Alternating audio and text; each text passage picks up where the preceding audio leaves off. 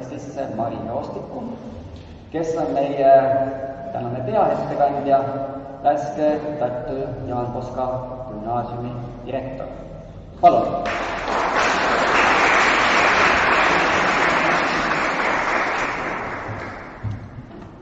Ei tea, kas meil on siit näha.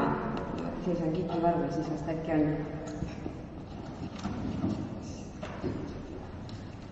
Tere hommikust, head kuulajad! Mul on erakordselt suur au siin teie ees seista. Hirmus on ka.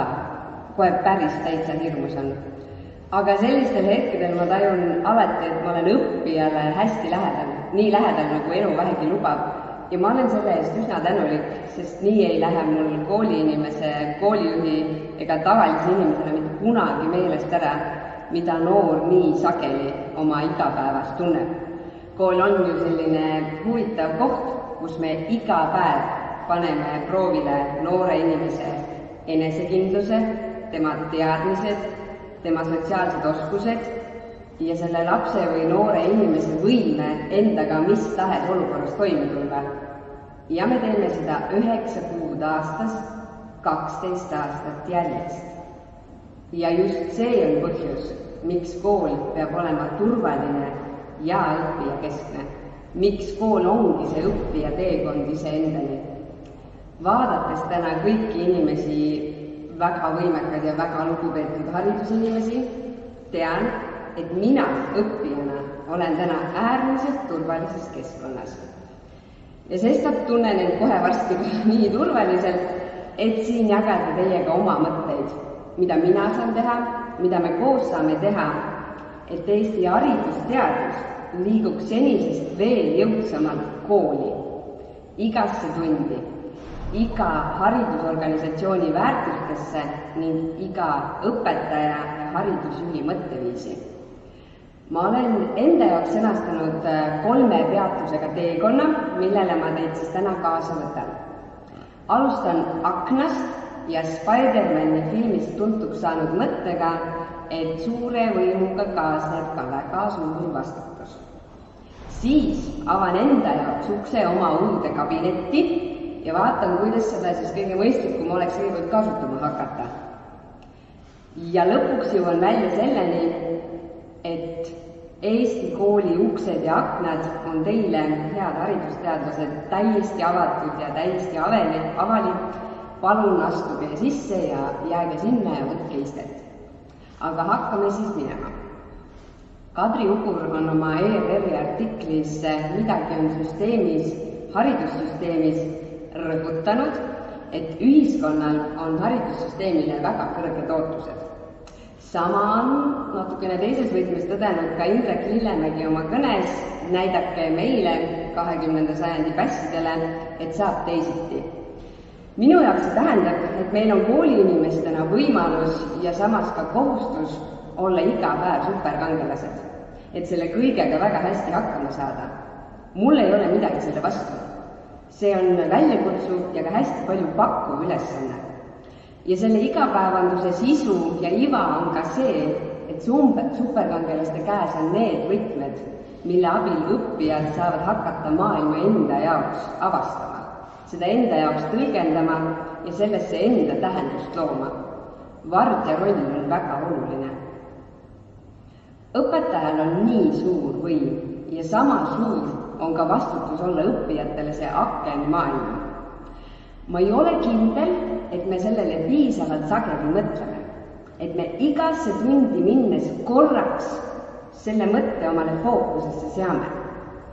Õpetaja Oksaarel on 2. septembril võimalus avada uks tõe ja õiguse maailma, Tammsaare maailma.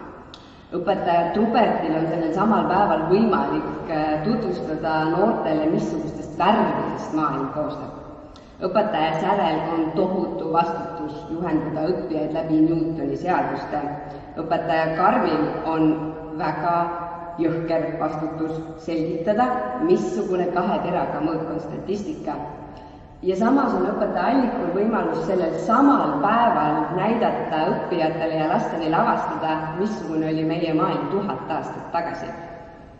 Õpetaja saab avada nii palju uksi ja aknaid, näidata, ja lasta õppijatele avastada, mida iga valdkond pakub, kuidas selle kaudu maailma mõista ja sellesse tähendust luua.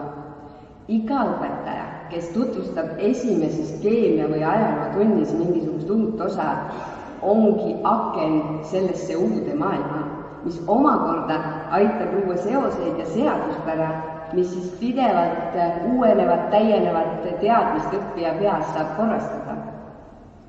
Kõik kogemused avastamiseks ja õppimiseks, mida me tundides pakume, on aken sellesse maailma, mida meie täna siin täiskasvanutena, juba õige pisut ju ikka oskame analüüsida ja tõlgendada. Mul on hirm, et me mõtleme sellest aina vähem. Liiga vähe, et hoida oma fookus sellel avastamise rõõmul, sellel, et meil päriselt ongi võimalik õppijate maailma laiemaks, avaramaks ja ümmargusemaks muuta. Mina ootan alati ühinaga seda 11. klassi kursust, kus me saame koos noortega tõde ja õigust lugeda, sest minul on see suur vastutus ja võim olla see inimene, kellega nad koos jõuavad lauseni. Tee tööd ja näe vaeva, siis tuleb armastus. Ja hiljem ka selle lause teise pooleni. Ja lõpuks, kõige lõpuks ka selleni, et armastus ei tule. Ta ongi selles samas töös ja selles samas pingutuses siin. Minul õpetajana lasub see vastutus ja maagiline võim tutvustada ja jagada oma õppijatega maailma saladusi selles valdkonnas, kus ma olen neid ise kõige enam avastada tahtnud. Pean samal ajal kogu aeg meeles seda, et keegi on olnud nii piisavalt südikas, et ta on mind pühendanud oma juhendamisel selle valdkonna saladustesse. Õpetaja on aken maailma, mida noor inimene alles õpib tundma. Ärme palun unusta seda ära. Ka mina praegu teen endale ka selle noodi ja jätan selle uuesti meelde. Ja armastus ei tule siis, kui õppija saab 5 või ta lahendab ülesande või ta lõpetab kooli ja ta läheb kuhugi edasi. Armastus ongi selles samas töös ja pingutuses koos avastada seda ülimalt põnevat maailma ja seda tõlgendada. Sageli loomulikult ka väga tüütute tegevuste kiuste. Siin jõuangi oma enda uue rolli lävepakuni ja avan peatudes ukse oma uude kabinetti. Minu ülesanne koolijuhina on oma meeskonnas pidevalt leida neid kohti, kus õpetaja õpib nägema end ja mõtlema endast kui aknast maailma oma valdkonnas. Mida enam me tajume hoopis seda avastamise ja silmaringi avardamise mõõdet, seda selgemaks saab ka see, miks ja kuidas me oma noori tagasisidestame ja hindame. Miks on vaja mõista õppimise olemust? Miks on mis tahes kogemusega õpetajal vaja ikka olla kõigepealt ise õppija?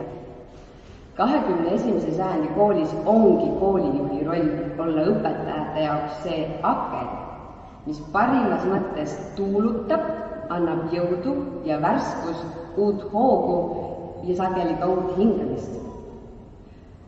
Juhi rollist on kirjutanud ja seda on mõtestanud minust nii palju targemad inimesed, näiteks Bill Campbell, Adam Grant, Ben Horowitz ja Barack Obama.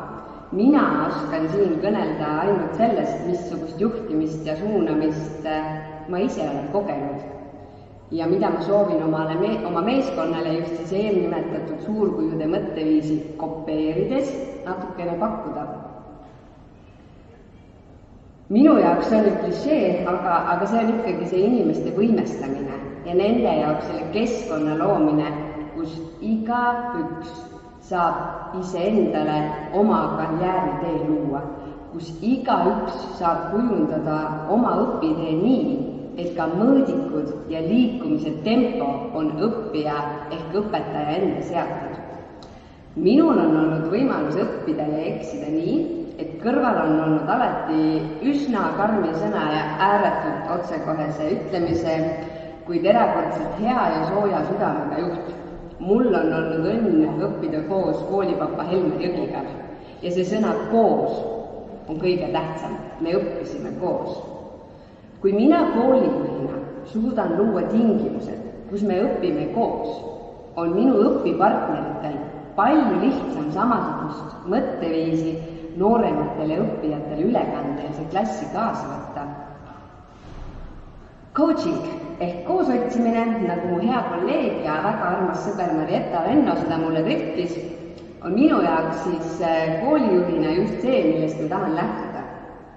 Ma ei võta ära kelleltki vastutust enda võimekuse arendamise nimel tööd teha. Ma tahan anda selleks võimalusi ja tööriistu, luua mingisugust raamistikku. Jonathan Doerr on oma teoses Measure What Matters sõnastanud eesmärkide ja võtmetulemuste süsteemid, mis siis aitavad ühel organisatsioonil ja igal inimesel selle sees kasvada ja areneda. Ta on selgitanud süsteemi, mis toetab õigete tegevuste tegemist ja takistab erinevate jaburuste ülistamist, mis hoiab teel ja õpetab lahti laskma nii, et võidavad kõik inimesed ja organisatsiooni väärtused. Mina usun, et niimoodi peab. Koos otsides, koos eesmärke ja mõõdikuid seades, koos tulemusi analüüsides ja sealjuures igaüks oma individuaalse arengu eest vastutades. Ja täpselt nii ma nüüd septembris alustangi. Kuulan, jälgin, panen tähele ning otsin võimalusi, et iga oma meeskonna liikmega vestelda, et mõista ja saada aru, missugust õpiideed nad soovivad endale kujundada, mismoodi see õpetaja tahab iseend ja oma eesmärkide poole liikumist mõõta ja kuidas ta selle teekonna peal tahab ennast kraadida. Meil ei ole täna Eestis veel õpetaja karjäärimudelit, mis toetaks ja avardaks õpetajal oma talendist ja oma arengu võimalustest mõtlemist, et iseenda õppimist kujundada. Koolijuhid on asunud seda endale looma. Ma usun, et siingi on üks tee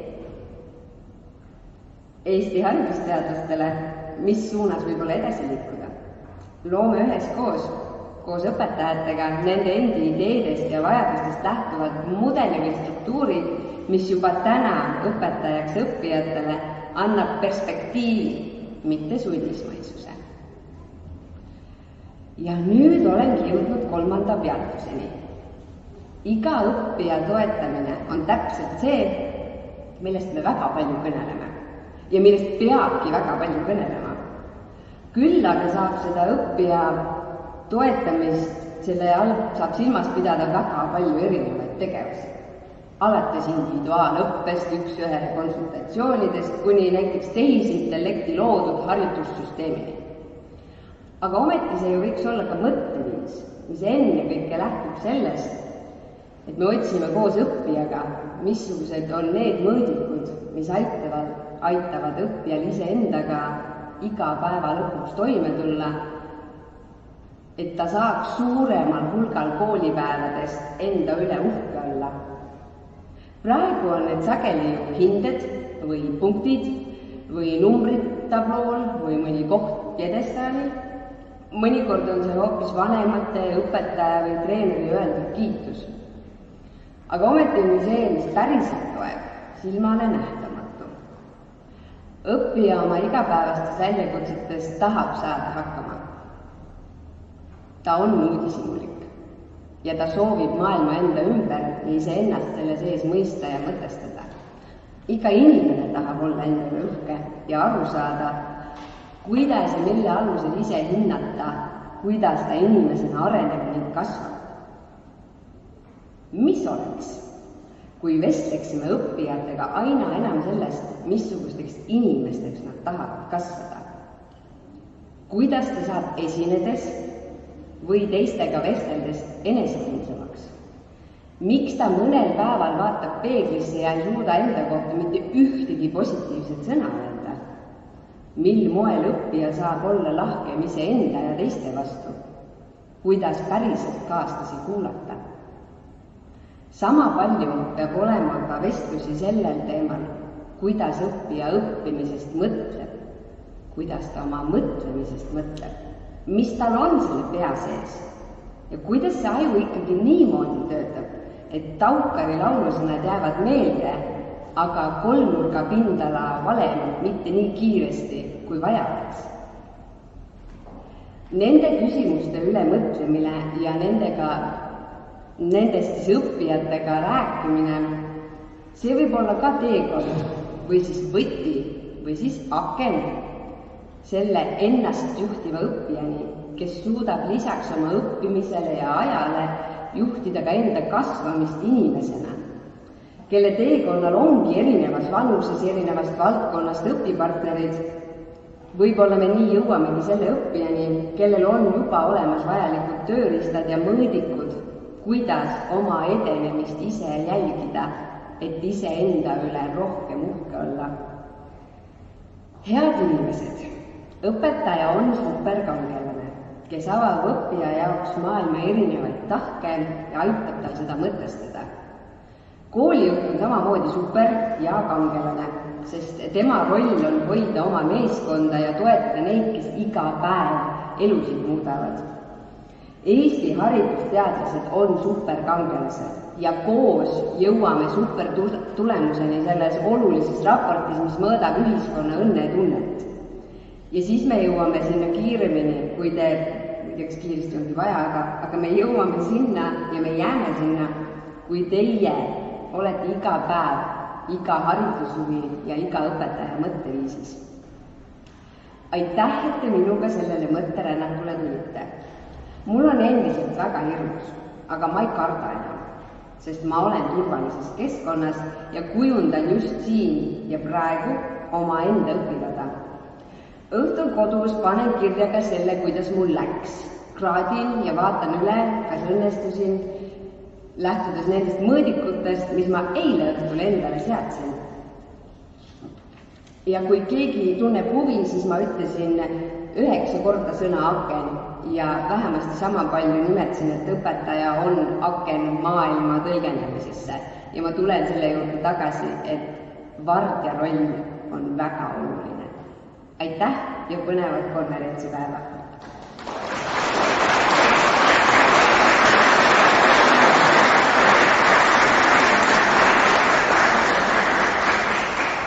Aitäh, Mari! Ma liikusin siia poole, et vaadata, et ega sa enam Kiki Vargul ei ole. Ei ole, väga hea, kõik on hästi. Siis ma mõtlesin, et kas sa kirjutasid kõik oma ettekande nagu juba enne ette, juba teadsid ühesõnaga, et sa ei ole lõpus enam üldse hirmul. No nii, see praktika niimoodi on läinud, et tavaliselt ma lõpus enam ei karda ja kui ma piisavalt palju endale ütlen, siis nii läheb ka.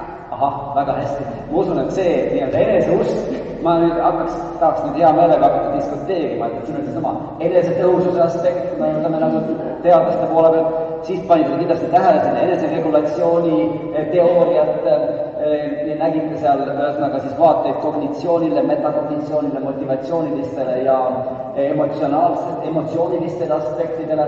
Samuti nägime siin loomulikult koolijuhi kompetentsi niveli erinevaid aspekte ja loomulikult siis veel mitmeid teoreetilisi aspekte, mida siia saab ilusasti nagu juurde tuua, mis tugeval praktikul on kõik olemas. Ja nüüd ongi küsimus, et hästi palju sa katsusid minu jaoks nagu 2 mõtet. Üks oli koostöö, et sellest koostööst saab hästi palju. Teine asi, mis minu jaoks jäi rohkem kui 9 korda aken silma, oli mõõdikud.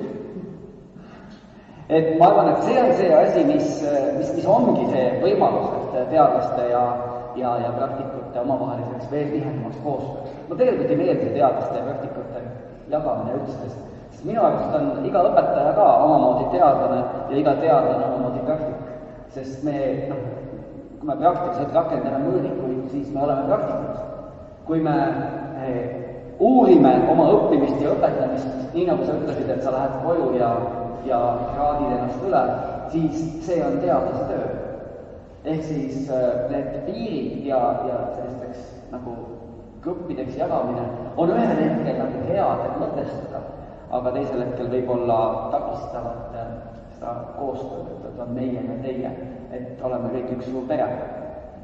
Aga nüüd on aeg küsimusteks, kommentaarideks saalist. meil on mikrofon ka, kes tahab. Siis jääb salvestusele paremini peale.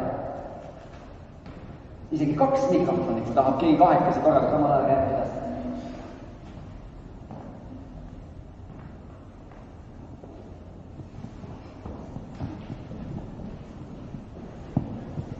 Keegi nüüd tahab märku anda, ma võin anda märgi see mikrofoni järgmisele, siis läheb kohe kiiresti. Tere, aitäh väga ilusa ettekande eest. Ma ei tahtnud üldse esimesena küsida, aga mulle nii meeldis üks osa eriti, kõik meeldis, aga üks eriti, et sa rääkisid hästi palju õpetaja. Ma arvan, et see ei tööta, see mikrofon töötab. Okei, vabandust.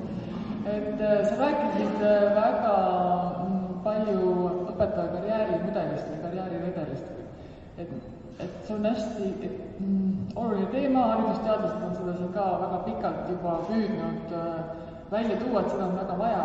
Kas sa oskad natukene öelda, et mis suunas sa mõtled ja kuidas, mis võimalusi sa selleks näed ja äkki sa oled juba midagi enda jaoks lisandanud?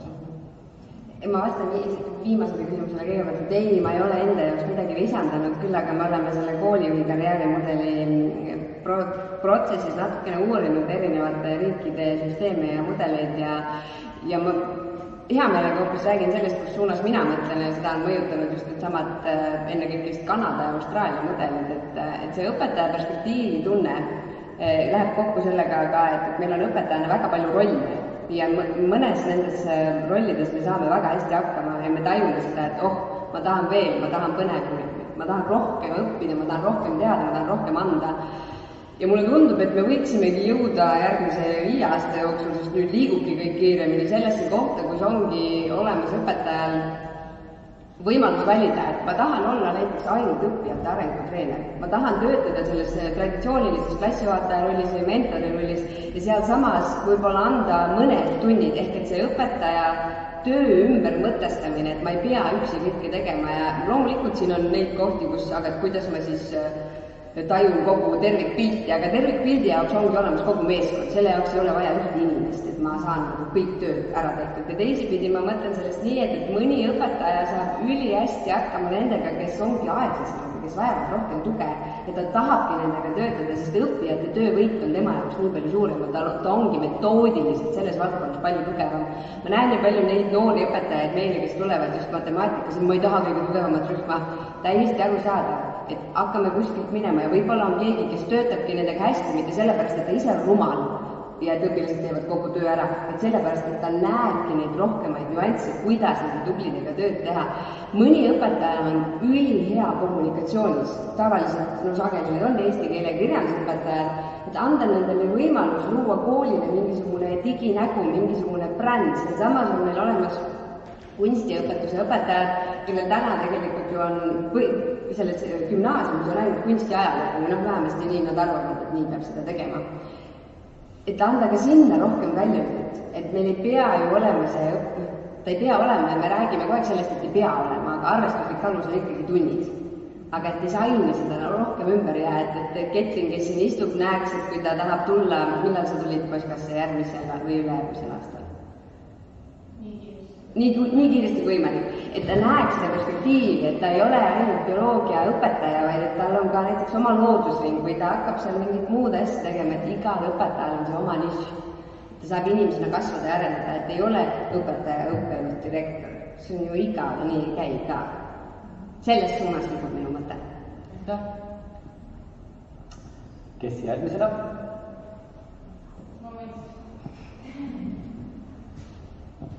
Mul küsimust kui sellist ei ole, aga ma tahtsin ka tänada, sest et mul on järgmisel nädalal siis esimesed tunnid, mis ma päriselt üksi ise andma pean ja eile õhtul kodus peale esimest üldkoosolekut elus oli väga hirmus, väga-väga hirmus. Aga see kõne praegu sütitas mind päris palju ja mul on väga hea meel, et Eesti haridus liigub täpselt sinna suunas, et õpetaja ei ole see, kes tuleb hommikul kooli, annab oma tunnid ära, paneb hindud ära ja läheb koju. Et see ei peaks olema õpetaja töö minu arust. Ja täpselt, et õpetaja töö peaks olema kasvatada mitte noort, kes teab väga hästi bioloogiast või matemaatikast, vaid noort, kes teab, kuidas inimestega suhelda, teab, kuidas olla, kellel oleks palju empaatiat, kes saaks inimestest aru, kes oleks hea meeskonnatöös, et see on see, mis õpetaja peaks tegema ja mul on väga hea meel, et vähemalt Tartu Jaan Poska gümnaasium kindlasti sinna suunas liigub ja ma väga tahaks loota, et tänu kõikidele sellistele projektidele me jõuame sinna, et terve Eesti haridus ja kõik meie koolid liiguvad sinna suunas ja ka palju noori õpetajaid, kes tahavad seda teha, tuleb juurde. Nii et suur aitäh, Mari! Aitäh!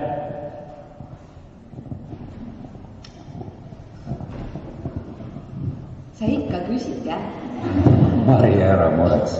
Ma tulin siia sind toetama, ma natukene muretsesin su pärast. Mul oli ka hirm. Kas ma sain hakkama? Väga hästi, tubli tüüruk. Istu viis ja õigus, Margus. Aga ma tahtsin Marile täienduseks tõesti öelda, võib-olla Mari nagu emotsionaalse poole pealt räägib, aga kui me rakendasime ikka mõned aastad tagasi seda sama laiapõhjalist mudelit, siis mingil hetkel inimesed hakkasid tajuma, et nad on kõik kaasatud, kõik vastutavad kooli arengus ja nad ise hakkasid välja pakkuma just seda, millest sa räägid, eks ole, ja katsu olla siis nüüd nii hea juht, et sa märkad ka nende panust. Mitte ei loe ainult tunde kokku, kui palju nad andsid ja mitmenda koha nad kusagil olümpiaadil konkursil või seal saavutasid, mis nagu siis nende palganumbrid või mingit lisatasu mõjutab, vaid pigem ikkagi see panus kooli arengusse ja kooli arendusse on meil alati tähtis olnud ja selles mõttes ma olen väga rahul, et Mari vist tahab seda jätkata. Aga aitäh! Aitäh! Ja nüüd on meil võimalus viimaseks küsimuseks, aeg liigub arvutult. Liiguke olla viimane. Mind väga liigutas teie ettekanne. Üks paljudest asjadest, mis minule kõrvade ja südame sisse läks, oli see väliste ja sisemiste mõõdikute omavaheline tasakaal. Et kuidas teie näete seda? Et ma tean, et vahel õpetajad tunnevad, ja mitte ainult õpetajad, õpilased ka, et me tunneme inimestena üsna ebamugavalt, kui meid tahetakse väliste mõõdikutega mõõta.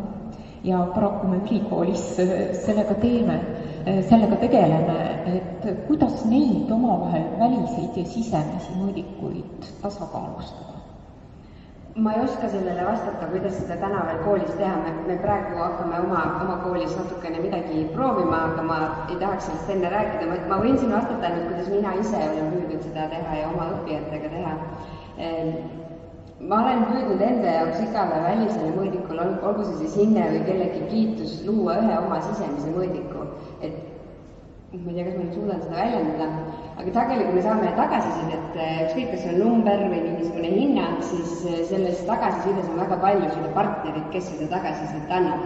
Ma püüan teha tööd sellega, et ma katsun sealt välja võtta selle, mis minu arengule mind toetab, aga selle eeldus on see, et ma täna 31-aastasena tean, mis mu eesmärgid on ja kuhu ma liikuda tahan. See, kuidas üks 9.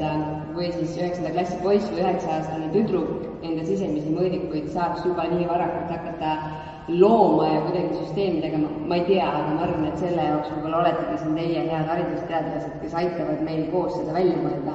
Võib-olla tuleb teha üks järgmine pedagoogikumi projekt ja siis sekkuda sinna meie kooli ja nendesse mõõdikute teemadesse. Ma jään vastuse võlgu, aga ma luban, et ma saan ühel hetkel välja mõtlen, siis ma otsin teid üles. Aitäh! Aitäh, Mari!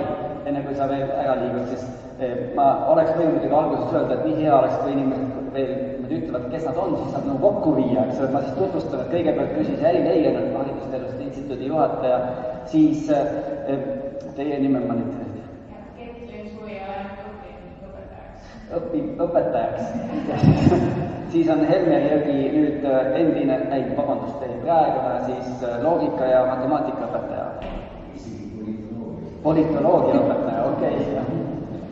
Ja Olga Sialev on ülikoolist siis ja kõik Mari tunnevad juba. Nii, aga nüüd siis on aeg kahjuks nii kaugel, et meil on väikene paus. Ma tahtsin Mari tänada, aga mul on sellega nüüd üks lugu veel. et see oli mõned aastad tagasi, kui ma käisin Mari koolis üldpädevuste teemal mingit koolitust terve päev läbi viimas. Ja teemaks ei olnud mitte üldpädevused üldiselt, vaid olid matemaatika, loodusteaduste ja tehnoloogia pädevus. Ja siis meil oli niisugune tore lugu, et loomulikult koolis kõik õpivad matemaatika, loodusteaduste ja tehnoloogia pädevust ja kõik õpetavad, kaasa arvatud tol hetkel siis eesti keele ja kirjanduse õpetaja. Ja mina sain sealt igal juhul väga ägeda loo, kuidas Mari Palm nimetas tõde ja õigust kohe oma esimeses lauses peaaegu. Et siis, kuidas tõde ja õigust kasutada matemaatika, loodusteaduste ja tehnoloogia pädevuse õpetamisel. Ja kuidas nad tegelikult teevadki seda, kuidas nad arendavad matemaatika pädevust kirjanduse tunnis. See oli fantastiline. Ja kes tahab rohkem lugeda, siis igasse kooli on saadetud selline raamat nagu üldpädevused gümnaasiumis.